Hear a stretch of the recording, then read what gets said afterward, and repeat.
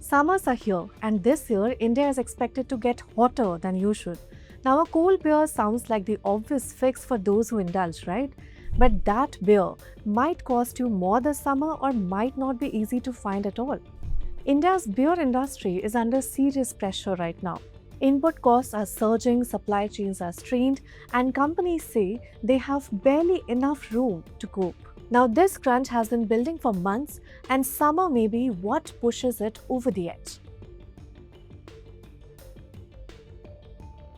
First, let's size this up.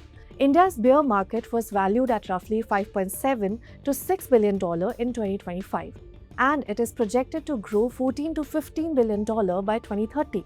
The sector employs over 27,000 people directly, operates more than 55 breweries, and has attracted over 25,000 crore rupees in investment. The big three, United Breweries, AB InBev, and Carlsberg, altogether they account for roughly 90% of beer sold in the country. Now, the war in West Asia has disrupted global energy markets and shipping routes. India sources roughly 40% of its natural gas from Qatar, and with Qatar's export capacity squeezed, gas supply to Indian manufacturers has tightened. Now, that directly hits glass bottle makers who run on gas-fired furnaces. So now, across the industry, glass bottle prices are up around 20%. Packaging materials and adhesives are up 20 to 25%. Freight costs have risen nearly 10%. And the rupee has weakened 3% against the dollar, making imports costlier. So altogether, brewers estimate a 12 to 15% rise in production costs.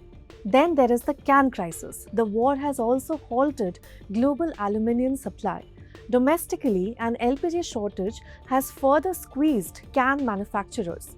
Before the war, India was already grappling with a shortage of aluminium beer cans, estimated at 12 to 13 crore 500 ml units annually.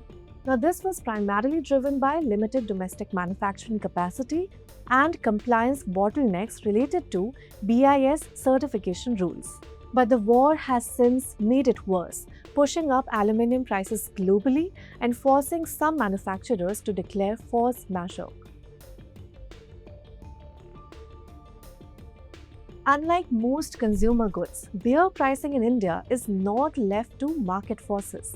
Nearly 75% of pricing is controlled by state governments through excise policies, which means companies cannot raise prices freely even when costs surge. Now, in states like Telangana, brewers earn around 330 rupees per case of beer. Government levies on that same case come to around 1400 rupees. So when costs rise, margins absorb the hit, and smaller breweries without deep pockets may not survive.